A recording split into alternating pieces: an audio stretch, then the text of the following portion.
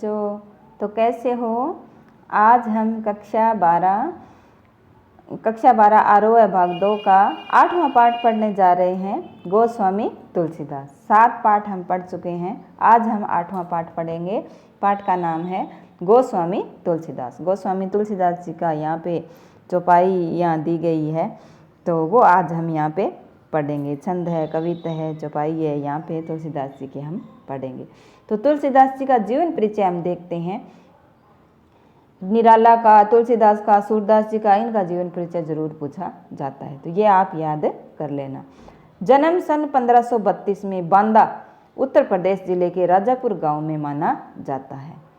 इनकी प्रमुख रचनाएं हैं रामचरितमानस, विनय पत्रिका, गीतावली, कृष्ण गीतावली, दोहावली, कवितावली, रामज्ञ प्रसन्न। यानी मुख्य रूप से इनकी 12 रचनाएं मानी गई है। यहाँ ये कुछ एक विशेष दी गई है। निधन सन 1623 काशी में इनका हो जाता है। हृदय सिंधु मति सीप समाना, स्वाति सारद कही सुजाना, जो बरसे बर बारी विचारु, होई कवित मुक्ता मन चारु, कीर्ति बनीति भूत बलि सोई, सुरसरी सम सब कहाँ हिति होई। ये चौपाई इनकी यहाँ पर सिद्धि हुई है। भक्ति काल की सैगुण काव्य धारा में राम भक्ति शाखा के सर्वप्रिय कवि तुलसीदास जी में भक्ति से कविता बनाने की प्रक्रिया सजग परिणति हुई है। यानी भक्ति काल के राम भक्ति काव्य के, हमने भक्ति काल के सूरदास, आपने जो 10वीं क्लास में सूरदास जी को पढ़ के आए हैं, वो भक्ति काल के श्री कृष्ण काव्य सगुण धारा के श्री कृष्ण काव्य से संबंधित थे, और ये किससे है? राम भक्ति काव्य से संबंधित है। तुलसीदास जी भक्ति काल के ही कवि है, सैगुण धारा के है। भक्ति काल में सैगुण और निर्गुण 2 भक्ति काल की धारा है, उनमें सैगुण धारा के ये कवि राम भक्त कवि है। परंतु उनकी भक्ति इस हद तक लोकोन्मुख है कि वे लोक मंगल की साधना के कवि के रूप में प्रतिष्ठित है। यह बात न सिर्फ उनकी काव्य संवेदना की दृष्टि से, वरन काव्य भाषा के घटकों की दृष्टि से भी सत्य है। इसका सबसे प्रकट प्रमाण तो यही है कि शास्त्रीय भाषा में सर्जन क्षमता होने के बावजूद उन्होंने लोक भाषा को साहित्य रचना के माध्यम के रूप में चुना और बुना।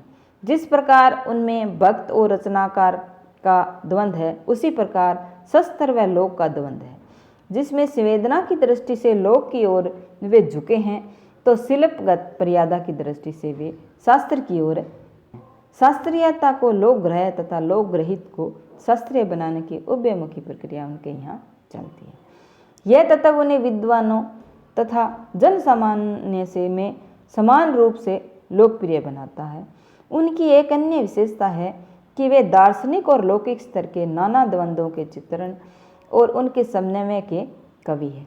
द्वंद्व चित्रण जहाँ सभी विचार भावधारा के लोगों को तुलसी काव्य में अपनी अपनी उपस्थिति का संतोष देता है, वहीं समन्वय उनकी ऊपरी विभिन्नता में निहित एक माननीय सूत्र को उपलब्ध करा के संसार में एकता व शांति का मार्ग प्रशस्त करती है। तुलसीदास की लोक व शास्त्र दोनों में गहरी पैठ है तथा जीवन व जगत की व्यापक अनुभूति और मार्मिक प्रसंगों की उन्हें अचूक समझ है।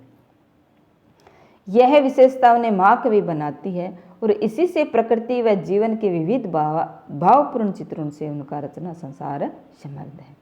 विशेषकर रामचरितमानस ये इनकी प्रमुख रचना है। इसी से यह हिंदी का अद्वितीय महाकाव्य बनकर उभरा है। इसकी विश्व प्रसिद्ध लोकप्रियता के पीछे सीताराम कथा से अधिक लोक संवेदना और समाज की नैतिक बनावट की समझ है। यानी रामचरितमानस है इनकी बहुत ही प्रमुख रचना मानी जाती है। इसमें 7 खंड है, तो राम सीता का इसमें पूर्ण वर्णन दिया गया है। उनके सीताराम ईश्वर की अपेक्षा तुलसी के देश काल के आदर्शों के अनुरूप मानवीय धरातल पर पुण्य सृष्टा चरित्र है। गोस्वामी जी ग्रामीण व कृषक संस्कृति तथा रकत संबंध की मर्यादा पर आदर्शीकृत ग्रस्त जीवन के चित्रे कवि है। तुलसीदास इस अर्थ में हिंदी के जातीय कवि है कि अपने समय में हिंदी क्षेत्र में प्रचलित सारे भावात्मक व काव्य भाषाई तत्वों का प्रतिनिधित्व वे करते हैं। इस संदर्भ में भाव विचार, काव्य रूप, छंद और काव्य भाषा की जो बहुल समृद्धि उनमें दिखती है वह अद्वितीय है। तत्कालीन हिंदी क्षेत्र की दोनों काव्य भाषाएं, अवधी व ब्रज भाषा तथा दोनों सांस्कृतिक कथाओं, सीताराम व राधा कृष्ण की कथाओं को साधिकार अपनी अभिव्यक्ति का माध्यम बनाते हैं। उपमा अलंकार के क्षेत्र में जो प्रयोग विशिष्ट कालिदास की पहचान है, वही पहचान सांग रूपक के क्षेत्र में तुलसीदास की है। यानी तुलसीदास की रचनाओं में सांग रूपक का प्रयोग विशिष्ट किया गया है। यहाँ जो हम पढ़ने जा रहे हैं विविध विशेषताओं से ग्रस्त कालिदास तुलसी का युगीन यथार्थ है, जिसमें वे कृपालु प्रभु राम व राम राज्य का सोचते हैं। युग और उसमें अपने जीवन का न सिर्फ उन्हें गहरा बोध है, बल्कि उसकी अभिव्यक्ति में भी वे अपने समकालीन कवियों से आगे है। यहाँ पाठ में प्रस्तुत कवितावली के 2 कवित और सवैये इसके प्रमाण स्वरूप है।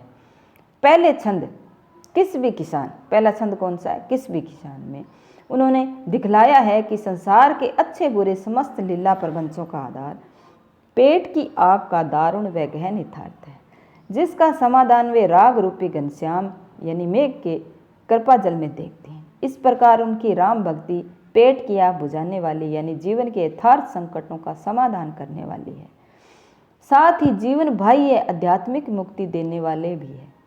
दूसरा छंद खेती न किसान को बोली में प्रकृति और शासन की विषमता से उपजी बेकारी व गरीबी की पीड़ा का यथार्थ प्रचित्रण करते हुए उसे दशानन यानी रावण से उपवीत करते हैं।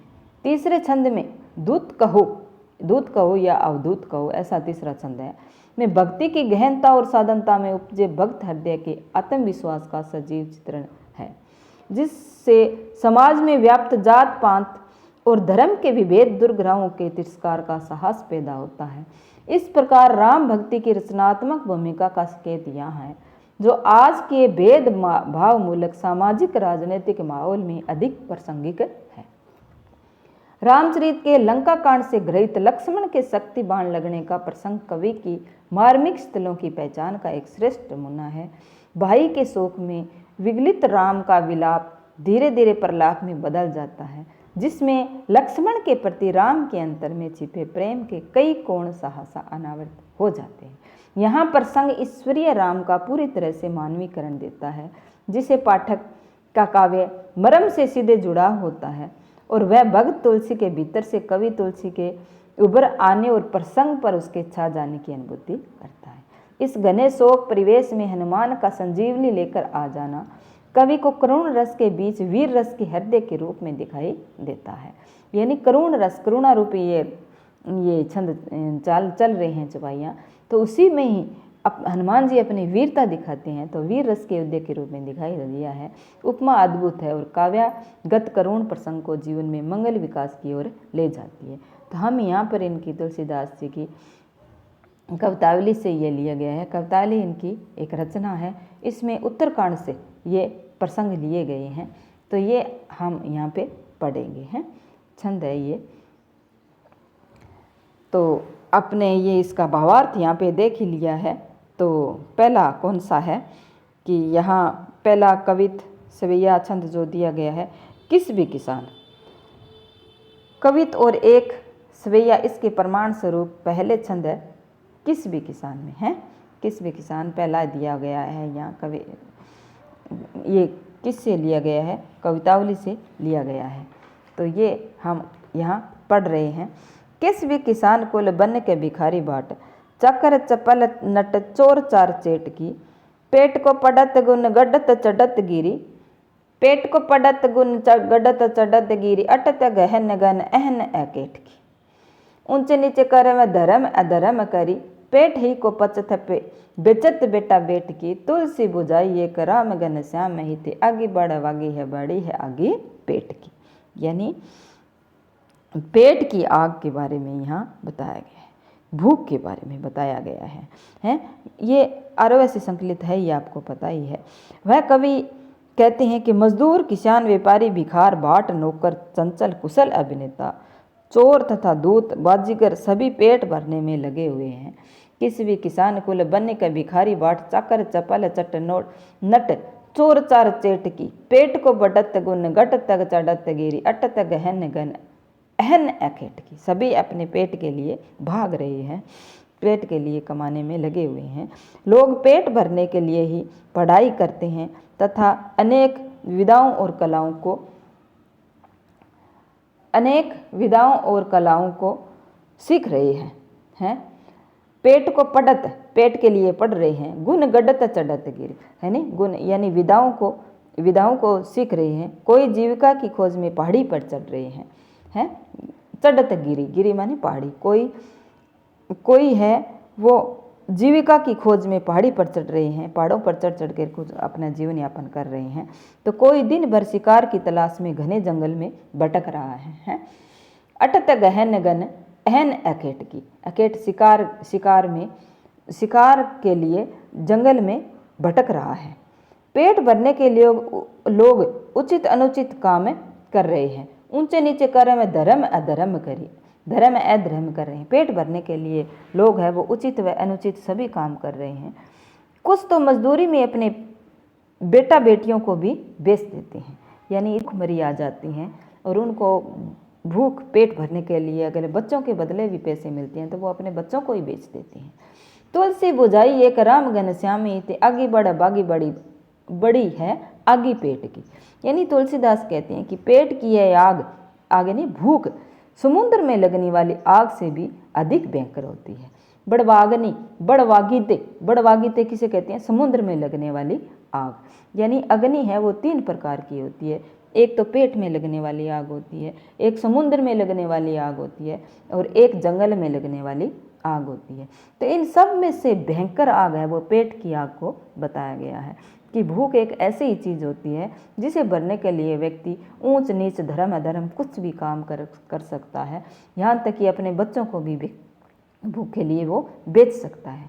इसे केवल राम रूपी घनश्याम ही शांत कर सकते हैं। राम रूपी घनश्याम यानी आगे बढ़ बागी बड़ी है आगे पेट की।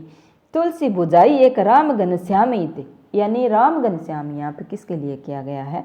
घनश्याम यानी काला बादल। काले बादल जब उमड़ घुमड़ कर बसते हैं तो किसानों को खुशी होती है, सभी मजदूरों को खुशी होती है। तो ये आग है पेट की वो काला बादल ही शांत कर सकता है, यानी राम रूप घनश्याम, राम रूपी घनश्याम। सांग रूपक अलंकार का प्रयोग यहाँ बहुत ही सुंदर किया गया है कि ऐसी अग्नि को काला बादल ही शांत करते हैं। तुलसी युगीन समाज की भीषण निर्धनता का मार्मिक सजीव वर्णन किया गया है। यानी तुलसी के समय जो समाज था तो वो गरीबी से जूझ रहा था और उसी गरीबी का मार्मिक सजीव चित्रण यहाँ पे किया गया है। यही कष्ट से राम कृपा की छुटकारा दिलाएगा। कवि तुलसीदास कहते हैं कि ऐसे कष्ट से श्री राम ही इन्हें छुटकारा दिलाएंगे। यहाँ संकेत किया गया है। कवित छंद है, ये छंद कौन सा है? कवित छंद है और तद्भवदेश शब्दों का यहाँ प्रयोग हुआ है, अलंकारों का भी प्रयोग हुआ है। भाव सौंदर्य, भाषा सौंदर्य से वृद्धि यहाँ पे हो रही है, यानी कवित छंद। अब छंद आपको पता ही है कि छंद किसे कहते हैं? एक लय तुक बद्ध से जो रचनाएं होती है, रस होता है जिसमें, वो छंद कहलाते हैं। गुण दोष रस लय युक्त जो रचनाएं होती है वो ही छंद कहलाते हैं। जैसे कवित छंद है यहाँ पर प्रयोग किया गया है। कवित छंद है वो एक वार्णिक छंद है जिसमें 30, 31, 32 मात्राएं होती है। तो अगर हम कवित छंद को पहचानेंगे तो इनकी हम छंदों की मात्रा को गिन लेते हैं। ये वार्णिक है, वर्णों को गिना जाता है कि प्रत्येक पंक्ति में 16 या 15 या 15-15 या 16-15 या 16-16 वर्ण होते हैं। ठीक है, तो यहाँ कवित छंद का प्रयोग किया गया है। दूसरा हम देख रहे हैं, खेती न किसान को भिखारी को न भीख बली, बनिक को न बनिक न चाकर को चाकरी, न चाकर को चाकरी, बनिक को बनिज न चाकर को चाकरी। जीव का बहीन लोग सिद्ध मान सोच बस, कहे एक एक न सो कहाँ जाई का करी। वेदहु पुराण कहू लो कहू बिलोकिति, सांकरे सबे पे राम रावरे की कृपा करी। दारी दंद सननद बाई दुनि दीन बंधु, दूरित दहन देखी तुलसी हाहा करी। है कितनी सुंदर यहाँ पे छंद का प्रयोग हुआ है। यहाँ यानी अपने कवि ये भूखमरी तथा जीविका विहीन किसान, व्यापारी, भिखारी आदि विभिन्न वर्गों की यहाँ दयनीय अवस्था का यहाँ वर्णन कवि कर रहा है।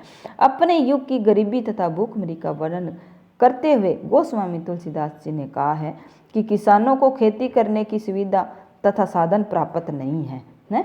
खेती न किसान को, किसानों को खेती करने के लिए कोई साधन उपलब्ध नहीं है। भिखारी को भीख, और भिखारी को कोई भीख नहीं मिल रही है।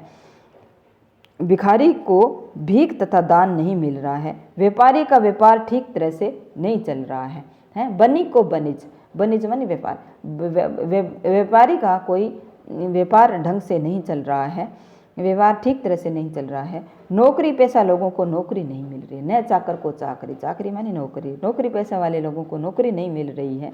इतनी गरीब महामारी है यहाँ पे, लोग बेरोजगार हैं, लोग क्या है जीविका विहीन, जीविका विहीन यानी लोग बेरोजगार है, सीधे मान सोच बच, और आजीविका के अभाव में भी चिंता के कारण दुखी है। लोग एक एक से पूछते हैं, कहे एक एक न सो कहाँ जाई का करी, एक एक से पूछ रही हैं कि अब क्या करें और कहाँ जाएं, ऐसी दशा है, हम कहाँ जाएं और क्या करें। वेदहु पुराण कही, यानी वेदों और पुराणों में बताया गया है कि संसार में भी दिखाई देता है कि राम संकट के समय आप ही सब पर दया करते हैं। यहाँ है कि वेदों में, वेदहु पुराण के, वेदो पुराण में कहा गया है कि लोकोहु भी लोकित, लोग ये देखकर कह रही हैं कि सांकरे सबे बेवे राव राव रे की कृपा करे, कि ऐसे संकट से निपटने के लिए भगवान राम ही दया कर सकते हैं, दया करते हैं। हे दीन बंधु, गरीबी के रावण ने दारी ने दसानन, गरीबी का रावण दबाई दुनि दीन बंधु, हे दीन बंधु, गरीबी के रावण ने इस दुनिया को दबा रखा है, दबाई दुनि यानी दुनिया, इस दुनिया को गरीबी के कारण दीन रूपी रावण ने दबा रखा है। हे दीन बंधु, गरीबी के रावण ने इस दुनिया को दबा रखा है। दुनी दही ने देखी तुलसी हा हा करी, पापों की आग जलती देखकर तुलसी के मुंह में हाय हाय निकल रही है। पापों की प्रबलता से संसार बहुत दुखी है। हे राम, आप ही इसकी रक्षा कर सकते हो, इन पापों से आप ही छुटकारा दिला सकते हो। यानी तुलसी युगीन समाज में भूखमरी की भीषण समस्या है। कहाँ जाई क्या करी शब्दों से लोगों के विवश वेदना तथा भय परिलक्षित होता है। पापों की प्रबलता से बढ़ रहे दुखों की आग को भगवान राम ही अपने कृपा वर्षा से शीतल कर सकते हैं इसको। तो साहित्यिक प्रभाव भावानुकूल ब्रजभाषा का यहाँ पे प्रयोग किया है, और वार्णिक छंद कवित का यहाँ पे प्रयोग किया गया है, जो मैंने आपको ऊपर बता दिया है। दूत कहो अवधूत कहो, तीसरा जो हम यहाँ पढ़ रहे हैं सभी यह है तीसरा, कि दूत कहो अवधूत कहो, ये स्वैये हैं। ऊपर वाले हम कवित पढ़ रहे थे, यह क्या पढ़ेंगे, ये स्वैये पढ़ रहे हैं। स्वैये भी एक वार्णिक छंद होती हैं जिसमें 22-23 वर्ण होते हैं, प्रत्येक पंक्ति में 22-23 वर्ण होते हैं। दूत कहो अवधूत कहो, रजपूत कहो जोल्हा कहो कोई, काहू की बेटी सो बेटा ने ब्याह, काहू की जाति बिगाड़ न सो, तुलसी सर नाम गुलामो हूँ राम को, जाको रुचे सो कहे कछु ओख। मांगी के खेबो मसीद को सहीबो, लेबो को एक ने देबो को दो। यानी बहुत ही सुंदर सहिया का यहाँ पे प्रयोग कवि ने किया है कि इस अंश में कवि लोक निंदा या प्रशंसा की परवाह किए बिना स्वयं को भगवान राम का दास बता रहे हैं। यानी राम के परम भक्त तुलसी कहते हैं कि मुझे लोग यदि धूर्त कहे, दूत कहे अवधूत कहे, चाहे धूर्त कहे अथवा परमहंस कहे, तो इस निंदा अथवा प्रशंसा का कोई प्रभाव मुझ पर नहीं पड़ने वाला है। दूत कहो अवधूत कहो, रजपूत कहो, जोला कहो, मुझे कुछ भी कहो, मुझे इस निंदा का मुझ पर कोई प्रभाव नहीं पड़ रहा, क्योंकि मैं तो भगवान राम का भक्त हूँ। कोई मुझको राजपूत अथवा क्षत्रिय कहकर बड़ापन प्रदान करे अथवा कोई जुलाहा बुनकर कहकर छोटा बनाए, तो भी मुझे इससे कोई फर्क नहीं पड़ता है। तो तब भी मैं इसकी परवाह नहीं करूँगा। मुझे किसी की बेटी के, अपने बेटे की शादी तो करनी नहीं है, कहूँ कि बेटी सो बेटा न ब्याहू, मुझे क्या इसमें यहाँ किसी से कोई अपने बेटे की शादी, किसी बेटी की शादी यानी अपने बेटे की शादी तो करनी नहीं है, जो मैं अपने को बड़ा आदमी दिखाने की कोशिश करूँ है। मुझे तो कोई काहू को जाति बिगाड़ने सो, मुझे कौन सी जाति बिगाड़ने के डर से, मुझे अपने कोई किसी जाति के बिगड़ने का डर नहीं है। यानी मैं अपने आप को बड़ा आदमी दिखाने की कोशिश करूं, मुझे क्या मतलब है, मैं किसी की जाति बिगाड़ना नहीं चाहता, अर्थात यदि लोग मुझे छोटा और नीचा समझेंगे तो कोई अपनी बड़ी बड़ी जाति बिगाड़ने के डर से अपनी लड़की से मेरे लड़के की शादी नहीं करेगा। यानी कोई अगर मुझे छोटी जाति का भी कहे, नीचा ही समझे, तो कोई अपनी जाति बिगाड़ने के डर से अपनी लड़की से मेरे लड़के की शादी नहीं करेगा, यह चिंता भी मुझे नहीं है। मुझे ऐसा नहीं करना है। तुलसी सरनाम। तुलसी तो श्री राम का लोकप्रिय दास है। तुलसी सरनाम गुलामों है राम को। तुलसीदास तो श्री राम का लोकप्रिय दास है। जिसको जो अच्छा लगे वह उसे कह सकता है? राम को जाको रुचे सो कहे कुछ सो। जिसको जो कुछ अच्छा लगे वह उसे कह सकता है। वह तो भिक्षा मांग कर भोजन करता है, मांग के खेबो, वह तो मांग कर खाता है और मस्जिद में जाकर सोता है। मस्जिद को सही बो, यानी मस्जिद में जाकर सोता है। उसे न किसी से कुछ लेना है और न किसी से कुछ देना है। लेबो को एको न देबो को दो। न मुझे किसी से कुछ लेना है, न मुझे किसी को कुछ देना है। फिर उसे लोगों की इस बातों को क्या परवाह है। यानी कवि तुलसीदास है, यहाँ अपने को संपूर्ण राम भक्ति पर ही लगा देते हैं। उसे किसी से कुछ कोई लेना देना नहीं है। तुलसीदास को निर्भिमानित सरलता एवं सर्व धर्म संभाव की भावना प्रकट यहाँ पे हो रही है। संसार की निंदा स्तुति में तटस्थ अविचल राम भक्ति, बंधनों से मुक्ति का उल्लेख तुलसीदास ने यहाँ पे किया है। सवैया छंद है, प्रसाद गुण है, शांत और भक्ति रस यहाँ पे दिया गया है और मुहावरों का प्रयोग भाषा के सौंदर्य की शक्ति को बढ़ाने पे यहाँ पे किया गया है। ठीक है, तो हमने ये कविता सवैये पढ़ लिए हैं। अब हम पढ़ेंगे लक्ष्मण मूर्छा और राम का विलाप। जब भगवान राम और लक्ष्मण वनवास में जाते हैं तो उस समय रावण और राम का युद्ध होता है, तो वहाँ लक्ष्मण मूर्छित हो जाते हैं। तो वहाँ का यहाँ पर लंका कांड का यहाँ में वर्णन बोली से लंका कांड का यहाँ वर्णन किया गया है कि तब पर ताब उरी रख प्रभु जही नाथ तुरंत, अस कई आयसु पाई पद बंदी जलेऊ हनुमंत, भरत बाहु बल सील गुण प्रभु पद प्रीति अपार, मन महु जात शरारत पुनि पुनि पवन कुमार। यानी यहाँ दो दोहे दिए गए हैं। तो प्रस्तुत यहाँ पर पहले दोहे में क्या है कि इसमें संजीवनी लाकर लौटते हनुमान और भरत का यहाँ पे संवाद दर्शाया गया है। हनुमान और भरत का, जब हनुमान जी संजीवनी लेकर आते हैं तो रास्ते में भरत मिल जाते हैं, तो उन दोनों का यहाँ संवाद दिया गया है। संजीवनी को पर्वत सहित उठाकर लंका की ओर उड़ते हनुमान को भरत ने आशंकावश अयोध्या के बाहर की ओर उतार लेते हैं और हनुमान से लक्ष्मण के युद्ध में मूर्छित होने का समाचार जानकर भरत ने उनको बाण पर बैठाकर तुरंत भेजने का प्रस्ताव यहाँ पे किया गया है। तब प्रतापुर रखी प्रभु जय नाथ तुरंत, कि हे नाथ, आपका प्रताप हृदय में रखकर मैं शीघ्र ही चला जाऊंगा। यह कहकर भरत की आज्ञा पाकर उसकी चरण वंदना करके हनुमान चल देते हैं। जब हनुमान और भरत का वहाँ पर मिलाप होता है तभी उनकी आज्ञा पाकर हनुमान जी है वो हृदय में रखकर शीघ्र ही चला जाता है। यह कहकर भरत की आज्ञा पाकर उसकी चरण वंदना करके हनुमान चल दिए। जेहु नाथ तुरंत, अस कई आयुष पाई पद बंदी चले हनुमत है। उनकी चरण वंदना करके हनुमान चले जाते हैं। भरत बाहुबल शील गुण प्रभु पद प्रीति अपार, मन महु जात सरात पुण्य पुनि पवन कुमार है। हनुमान भरत के बाहुबल, उनके शीतल स्वभाव और विनम्रता, भरत के बाहुबल शील गुण शीतल स्वभाव प्रभु पद प्रीति अपार और विनम्रता, शीतल स्वभाव और विनम्रता आदि गुण तथा राम के चरणों में उनके अपार प्रेम की मन ही मन प्रशंसा कर रहे हैं। हनुमान जी है वो भरत के बाहुबल और उनके शील स्वभाव और विनम्रता आदि गुण तथा राम के चरणों में उनके अपार प्रेम की मन ही मन प्रसन्नता कर रही हैं कि भरत का राम के प्रति कितना प्रेम है। हनुमान जी का शील स्वभाव, विनम्रता, राम चरणों में प्रेम आदि विशेषता यहाँ 15 में वर्णित है। भरत की राम भक्ति की सराहना मन ही मन हनुमान जी कर रहे हैं। अवधि भाषा का प्रयोग है, यानी तुलसीदास जी की भाषा प्रमुख थे अवधि ही मानी जाती है और रामचरितमानस की भाषा, कवितावली की भाषा अवधि ही मानी गई है। और यहाँ अवधि भाषा का, इस सवैये में अवधि भाषा का वर्णन किया गया है। सरल भावपूर्ण भाषा में तत्सम शब्दों का भी यहाँ पे प्रयोग किया गया है।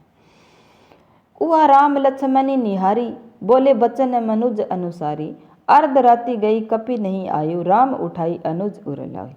हैं यहाँ राम लक्ष्मण निहारी, यहाँ पे क्या है कि मूर्छित लक्ष्मण को राम गले लगाकर करुणा विलाप कर रहे हैं। यानी निहारी, राम को निहार कर, राम को देखकर। यहाँ राम ने लक्ष्मण को देखा और उनको मूर्छित देखकर राम है वो मनुष्य समान विलाप करने लग जाते हैं। वह राम लक्ष्मणी निहारी ले हैं, राम है वो लक्ष्मण को निहारते हैं, देखते हैं और बचन मनुज अनुसारी, और एक मनुष्य के समान विलाप करने लगते हैं। अर्ध राति गई कपि नहीं आयु, राम उठाई अनुज उर लायो। हैं कि आधी रात बीत चुकी थी और हनुमान जी अभी तक संजीवनी लेकर वापस नहीं आए थे। तब राम ने छोटे भाई लक्ष्मण को उठाकर अपने हृदय से लगा लिया। राम उठाई अनुज उर लाए, उर माने हृदय।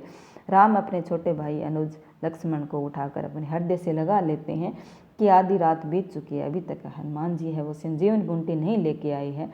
सकनु न दुखित देखी मोहि काऊ, बंधु सदा तब मृदुल स्वभाव। यहाँ है यानी देख वो उठाकर अपने हृदय से लगा रहे हैं और वह कहने लगी है कि हे भाई, तुम मुझे किसी प्रकार भी दुखी नहीं देख सकते थे, तुम्हारा स्वभाव अत्यंत कोमल था। है सकरु ने दुखित देखी मोहि काहू, राम है वो लक्ष्मण जी को कह रहे हैं कि हे भाई, तुम मुझे कभी भी दुखी नहीं देख सकता था, तुम्हारा स्वभाव बहुत ही कोमल। बंधु सदा तव मृदुल स्वभाव, हे बंधु तुम्हारा स्वभाव हमेशा अत्यंत कोमल था। तुमने मेरे हित के लिए अपने माता पिता को ही छोड़ दिया है। मम हित लागी तजे पित मातु, तुमने मेरे हित के लिए अपने माता पिता को छोड़ दिया है। सहु विपनी हिम आत्मपता है, यानी छोड़कर वन में आकर बर्फीली सर्दी विलाप धूप तथा आंधी तूफान को सहन किया है ना। स्नेह विपिन हिम आतप बाता, यानी आंधी और तूफान को भी तुमने मेरे लिए सहन किया है। हैं ये देखो कितना यहाँ सुंदर चित्र दिया गया है। इधर राम बैठे हैं और लक्ष्मण को अपने गोद में ले रखा है। इन्हें वानराज श्री हनुमान जी बैठे हैं पास में। इस तरह से सो अनुराग कहा, अब भाई उठो न सोने में बच बिकलाई। अब क्या है कि तुम मेरे हित के लिए, यानी हे भाई तुम्हारा वह प्रेम अब कहाँ गया है। सो अनुराग कहा, अब भाई, हे भाई तुम्हारा वह प्रेम जो तुम मुझसे इतना करते थे वो कहाँ गया। तुम मुझको व्याकुल पूर्वक इस प्रकार विलाप करते हुए सुनकर भी उठकर क्यों नहीं उठ बैठते हो। भगवान राम कहते हैं कि उठो न सुनी मम वचन विकलाई, मेरे विकल वचनों को सुनकर तुम क्यों नहीं उठ रहे हो। जो जन तेउ बन बंधु बिछेऊ पित वचन मन तेउ नहीं अहु, यानी यदि मुझे पता होता कि वन में मेरा भाई मुझसे बिछुड़ जाएगा तो मैं पिताजी के आदेश का पालन नहीं करता। सुत बित यानी जे जन तेउ बन बंधु बिछो, अगर मुझे ये पता होता कि वन में मेरा भाई बिछड़ जाएगा तो पितु वचन मन तेव नहीं, मैं पिता के वचन को नहीं मानता। सुत बित नारी भवन परिवारा, होई जाई जग बारह ही बारह। अब कितनी अच्छी ये बात यहाँ पर भाई के लिए भगवान राम स्वयं कह रही हैं कि पुत्र धन पत्नी मकान तथा परिवार मनुष्य को संसार में बार बार प्राप्त हो जाते हैं। सुत मानी पुत्र, बित नारी और भवन मकान और परिवार हो ही जाई जग बारह ही बारह, ये सारे संसार में बार बार में से मिल जाते हैं। पुत्र भी मिल जाता है, धन पत्नी मकान परिवार सब मिल जाता है, संसार में प्राप्त हो जाते हैं, किंतु सहोदर भाई पुण्य मिलता नहीं है। अस विचारी जिये जागहु तात मिलो न जगत सहोदर बरात। ऐसा विचार कर हे तात, हे भाई तुम जाग उठो, ऐसा सोचकर कहते हैं, किंतु सहोदर भाई पुण्य नहीं मिलता है। यह सोचकर हे भाई तुम जाग उठो, हैं ऐसा विचार कर जागहु तात, ये भाई तुम जाग जो मिले न जगत सहोदर भाई। इस संसार में उधर सहोदर यानी अपने पेट का जाया भाई कभी वापस नहीं मिलता है। पति पत्नी पुत्र धन परिवार ये सब संसार में बार बार मिल जाते हैं। स्वयं भगवान राम अपने मुख से ये बात कह रहे हैं। जथा पंख खग अति दिना, मनी बिनु फनी करी बर कर हिना, है असमम जीवन बंधु बिन तो ही, जे जड़ देव जीवावे मोही। है कितनी अच्छी सुंदर बात यहाँ पे भगवान राम ने कही है कि यानी ऊपर क्या है कि राम विलाप करते हुए कहती है कि हे भाई लक्ष्मण, इस संसार में पुत्र, धन, पत्नी, मकान, परिवार तो बार बार मिलते बिछड़ते हैं, परंतु सोदर भाई एक बार बिछड़ने पर पुण्य नहीं मिलता है। यह बात मन में सोचकर तुम जाग जाओ। जिस प्रकार पंखों के न रहने पर पक्षी हैं, जथा पंख बिनु खग अति दिना, जिस प्रकार पक्षी पंखों के बिना रहने पर पक्षी और मणि के न रहने पर सर्प है, बिना यानी मणि बिनु फनी, मणि के बिना सर्प, करीबर कर हिना और सूंड के बिना हाथी, सूंड के नष्ट होने जाने पर हाथी शक्तिहीन हो जाते हैं। इसी प्रकार यदि दुर्भाग्यवश मुझे जीवित रहना भी पड़ा तो मेरा जीवन भी तुम्हारे बिना दयनीय हो जाएगा। है कि जथा पंख बिनु खग अति दीना, कि जिस प्रकार पक्षी बिना पंख के बहुत दुखी हो जाता है, और मणि बिना फनी, और मणि के बिना सर्प दुखी हो जाता है, करीबर कर हिना, और सूंड के नष्ट हो जाने पर हाथी दुखी हो जाता है। अस मम जीवन, इसी प्रकार मेरा जीवन बंधु बिन भगवान भाई के बिना जो जड़ देव जीवावे मोहे, मुझे बहुत ही दुखी कर देगा। यानी मेरा जीवन भी तुम्हारे बिना ऐसा ही दयनीय हो जाएगा, जड़ हो जाएगा। है जेहि अवध कहनु मोहि लाई, नारी हेतु प्रिय भाई गंवाई। है बरु अपजस सहेतु जग माई, नारी हानि विशेष सती नाई। अब देखो कितनी मानस रूप में भगवान राम ही ऐसी बातें कह रहे हैं कि जेहि अवध कहनु मोहि लाई, यानी लोग मेरी निंदा करेंगे। हैं अयोध्या के लोग भी मेरी निंदा करेंगे और कहेंगे कि राम ने पत्नी के लिए अपने प्यारे भाई को गंवा दिया है। हैं कि जेव अवध कवनु मोहलाई, नारी हेतु प्रिय भाई गंवाई, कि पत्नी के हित के लिए भगवान राम ने अपने भाई को गंवा दिया है। मैं अयोध्या को क्या मुँह लेकर लौटूंगा, जेहु अवध कहनु मुँह लाई, मैं अवध में क्या मुँह लेकर लौटूंगा। नारी हेतु प्रिय भाई गंवाई, नारी के हित के लिए मैंने अपने प्रिय भाई को गंवा दिया है। तो जेहु अवध बरु अपजस से सतेहु जग माही, नारी हानि विशेष सते नाही। है तो इससे तो अच्छा था कि मैं स्त्री के अपहरण के अभ्यास को सहन कर लेता, क्योंकि संसार में पत्नी की हानि विशेष हानि नहीं मानी जाती है। जेव अवध कवनु मोहलाई, यानी मैं अवध में क्या मुँह लेकर जाऊंगा। नारी हेतु प्रिय भाई गंवाई, नारी के हित के लिए मैंने मेरे प्रिय भाई को गंवा दिया है, तो मैं अयोध्या में क्या मुँह लेकर लौटूंगा। बरु अपजस सतेव जग माई, ये अपयस मुझे इस संसार में सताएगा। कि नारी हानि विशेष सती नाई, कि नारी की हानि विशेष हानि नहीं मानी जाती है। अब अपलोक सुत तोरा, सही और निठुर कठोर उर मेरा, निज जननी के एक कुमारा, तात तासु तुम्हें प्राण अदारा। कितनी अच्छी सुंदर बात यहाँ पे कही गई है कि राम है लक्ष्मण के मूर्छागत होने पर विलाप करते हुए राम कहते हैं कि हे पुत्र, अब पत्नी के अपहरण का अपयस तथा तुम्हारे बिछड़ने का यह अपयस, यह शोक दोनों मेरे इस निष्ठुर और कठोर हृदय को सहने ही होंगे। यानी अब मुझे पत्नी का विछड़ और मेरा भाई का पत्नी का अपहरण और मेरे भाई से बिछड़ने का यह शोक मेरे हृदय, इस निष्ठुर हृदय को सहना ही होगा। है अब लोग शोक सुत तोरा सहित निष्ठुर कठोर उर मेरा, ये सहना ही होगा। है हे भाई, तुम अपनी माता के एकमात्र पुत्र हो। है निज जननी के एक कुमारा, तुम अपनी माता के एक पुत्र हो। हे भाई, तुम उसके प्राणधार हो। ये तात तासु तुम प्राण आधारा, तुम उसके प्राण के आधार हो। इस सब प्रकार सुखदायी तथा परम हितैषी जानकर, यानी तुम प्राण आधार हो, सोपे ही मोहि तुम्हें गही पानी, सब विधि सुखद परम हित जाने। है उसने मुझे सौंप दिया है, सब प्रकार सुखदायी तथा परम हितैषी जानकर उसने तुम्हारा हाथ पकड़ मेरे हाथ में दे दिया था। है तुम्हारा हाथ पकड़कर मेरे हाथ में सौंप दिया था उन्होंने। उतरु कहा देव तेहि जाई, उठी किन मोहि सिखाओ भाई। हे भाई, मैं उनको जाकर अब क्या उत्तर दूंगा। है अब मैं उनको जाकर क्या उत्तर दूंगा। हे भाई, तुम उठकर मुझे समझाते हुए क्यों नहीं ये बता रहे हो। उतरु कहा देव तो ही जाई, मैं वहाँ जाकर क्या उत्तर दूंगा। उठी किन मोहि सिखाओ भाई। हे भाई, उठकर आप मुझे ये क्यों नहीं बता रहे हो। बहुविधि सोचत विमोचन, सन्वत सलित राजीव दल लोचन, ओमा एक अखंड रघुराई नर गति, भगत कृपाल दिखाई। है हे अब संसार को शोक से मुक्ति देने वाले राम अनेक प्रकार के शोक कर रहे हैं। उनके कमल की पंखुड़ियों के समान नेत्रों से आंसू बह रहे हैं। बहुविधि सोचत सोच विमोचन, सनवत सलित राजीव दल लोचन। कमल की पंखुड़ियों के समान आंखों से आंसू समान नेत्रों से आंसू बह रहे हैं। सनवत सलिल राजीव, राजीव यानी कमल, दल लोचन यानी कमल रूपी नेत्रों से पंखुड़ियों से उनके आंसू बह रहे हैं। तो शिव जी ने यह कथा सुनाते हुए पार्वती से कहा है उमा एक अखंड रघुराई, नर गति भगत कृपालु दिखाई। शिव जी ने कथा सुनाते हुए पार्वती से कहा है कि हे उमा, राम अखंड परम ब्रह्म है, भक्तों पर कृपा करके ही उन्होंने यह नर लीला दिखाई है कि हे उमा अखंड, हे उमा भगवान राम है, रघुराई है, वो अखंड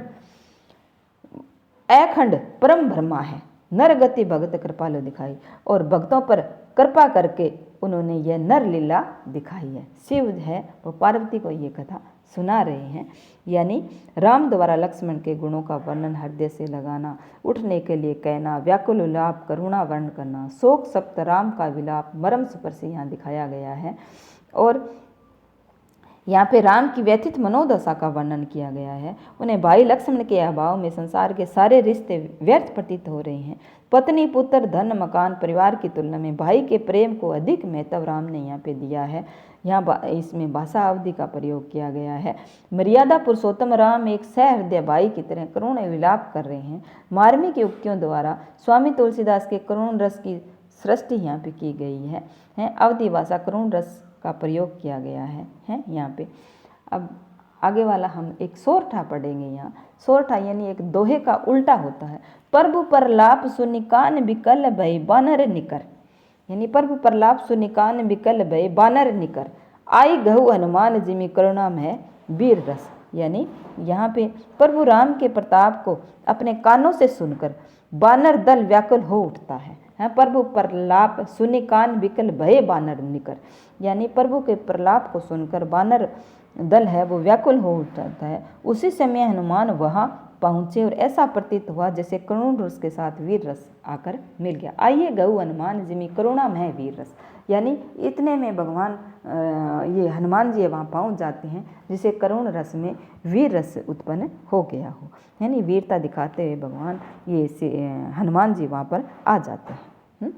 हर्षि राम बटेउ हनुमाना, अति कृतज्ञ प्रभु परम सुजाना, तुरंत वेद तब किन्नी उपाई, उठी बैठे लक्ष्मी ने हर्षाई। हैं प्रभु राम के प्रलाप को अपने कानों से सुनकर बानर दल व्याकुल हो जाते हैं, लेकिन राम प्रसन्न होकर हनुमान से गले मिले हैं। हर्षि राम बटेउ हनुमाना, हनुमान से गले मिले हैं। अति कृत्य प्रभु परम सुजाना, यानी राम प्रसन्न होकर हनुमान जी से गले मिलती हैं। अत्यंत चतुर प्रभु राम हनुमान के प्रति अत्यंत कृतज्ञ अनुभव कर रहे हैं।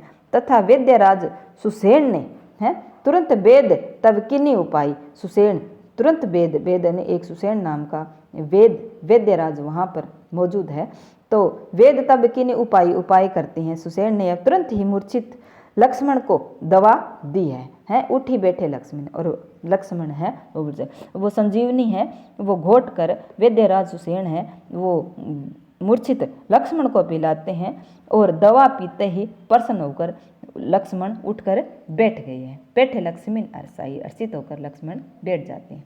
हृदय लाई प्रभु बैठे ही बराता है। राम ने अपने भाई लक्ष्मण को वश सकत से लगाकर उनसे भेंट की है, अपने हृदय से लगा लिया। हृदय लाई प्रभु भेंट की है। हर्षे सकल बालू कपि बराता, और सारे बानर है और बालू है सुमस सारे हर्षित हो उठ जाते हैं, हंसते हैं और बहुत ही खुश हो जाते हैं। बालू कपि बराता, बानर और बालू सब बराता है वो प्रसन्न हो जाते हैं जैसे ही भगवान राम लक्ष्मण को अपने हृदय से लगाते हैं। कपि पुनि वेद तहाँ पहुँचावा, जय विधि तब ही लाई लावा। अब वो बानर है वो तत्पश्चात हनुमान ने वेद्य सुसेन को उनके स्थान पर उसी प्रकार पहुँचाया जिस प्रकार वे पहले उसको वहाँ से लेकर आए थे।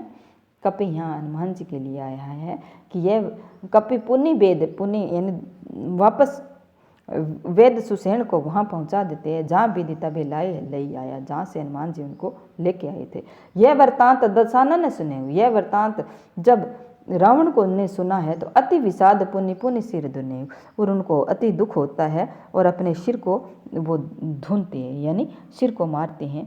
बालों के ये लक्ष्मण के मूर्छित होने पर हनुमान जामवंत के कहने पर लंका से विद सुसेन को उसके घर वहाँ से छोड़ देते हैं। तो सुसेन वैद्य के उपचार से लक्ष्मण के ठीक होने का वृत्तांत रावण ने तो सुना तो वह अत्यंत दुखी हुआ तथा बार बार अपना सिर पीटने लग जाता है, सिर धुनने लग जाता है। ये वृत्तांत दसानन सुने अति विषाद पुनि पुनि सिर धुने। व्याकुल कुंभकर्ण पही आवा, विविध जतन करी ताही जगावा, जागा निशिचर देखी कैसा, मानव काल दही धरी जैसा। अब वो रावण है वो अपने भाई कुंभकर्ण के पास आते हैं। व्याकुल होकर वह कुंभकर्ण के पास पहुंचा और अनेक उपाय करके उसको जगाया, यानी कुंभकर्ण है वो निंद्रा में सोया हुआ था और कुंभकर्ण की नींद आपको पता ही है कि 6 महीने तक वो सोता है। और तो अनेक उपाय करके है वो रावण है वो कुंभकर्ण को विविध जतन करिताई जगा, विविध जतन करके जगा जाते हैं। जगा निशिचर देखी कैसा, मन हो काल दही धरी वैसा। और जाकर वो किस तरह से दिखाई देता है कि जागने पर वह राक्षस कुंभकर्ण ऐसा प्रतीत हुआ जैसे मृत्यु शरीर धारण कर साक्षात आकर उपस्थित हुआ हो। या जागने पर कुंभकर्ण का शरीर इस तरह से हो जाता है कि जिस प्रकार कालेहु रहे सुखाई, जिस प्रकार साक्षात यानी मृत्यु शरीर धारण कर साक्षात उपस्थित वहां हो गया। कुंभकर्ण ने रावण से पूछा, यानी अब क्या है कि कुंभकर्ण बूझा कहू भाई, कि कुंभकर्ण ने रावण से पूछा कहो भाई, काहे तब मुख रहे सुखाई, तूने अपना मुख किस प्रकार से सुखा रखा है। अब कुंभकर्ण है वो रावण से पूछ रहे हैं कि हे भाई बताओ तुम्हारा मुंह किस कारण से सूख रहा है? काहे तब मुख रहे सुखाई, कथा कही सब तई अभिमानी, जय प्रकार सीता हरियाणी, तात कपिनु सब निश्चर मारे, महा महा जोधा संकारे। अब क्या है कि रावण ने अभिमान पूर्वक वह सारी कथा बताई कि वह किस तरह सीता का अपहरण करके लाया है था, और उसने कहा कि वानरों ने सभी राक्षसों का वध कर दिया और बड़े बड़े राक्षस योद्धाओं को मार डाला। यानी अब भी रावण का घमंड नहीं गया है। वे कथा कई सब तई में अभिमान के साथ कथा कह रहे हैं, सीता हरण की बात कह रहे हैं। तात कपि ने सब निश्चित मारे और सभी वानरों को राक्षसों योद्धों को मार डाला है। कटुबासी दुर्मुख देवताओं का शत्रु सुर रिपु नर बक्सी मनुज, आरी विशाल शरीर वाला अति के अंकन भारी शरीर वाला आदि राक्षस योद्धा मारे जा चुके हैं। अब वो क्या है अपने सारे युद्ध वहाँ लंका का वर्णन है वो कुंभकर्ण को सुना रहा है कि तात कपिनु सब निशिचर मारे, कि सभी निशिचर मारे गए हैं, सभी हमारे राक्षस मारे गए हैं। महाजोधा बड़े बड़े महान जोधा राक्षसों का भी संहार हो गया है। दुर्मुख सुर रिपु मनुज आहारी, भट्ट अतिकाय अकंपन वारी, अपर महोदर आदिक बीरा, परे समर में सब रणधीरा। अब देखो कितना ही विशाल शरीर वाला अतिकाय कंपन भारी शरीर वाला आदि राक्षस सभी मार चुके हैं। और दूसरे सहोदर आदि युद्ध में भी धैर्य न खोने वाले राक्षस वीर युद्ध भूमि में मूर्त पड़े हैं। अपर महोदर आदिक बीरा, परे समर में सब रणधीरा इस धरती पर मूर्छित पड़े हैं। सुनी 10 कंदर बचन तब कुंभकर्ण बिला खावन। ऐसे 10 कंदर के भगवान रावण की इन बातों को सुनकर कुंभकर्ण बिलख उठा। उसने कहा हे मूर्ख है। तब कुंभकर्ण बिल खाना, जगदम्बा हरि आनी अब सट चाहत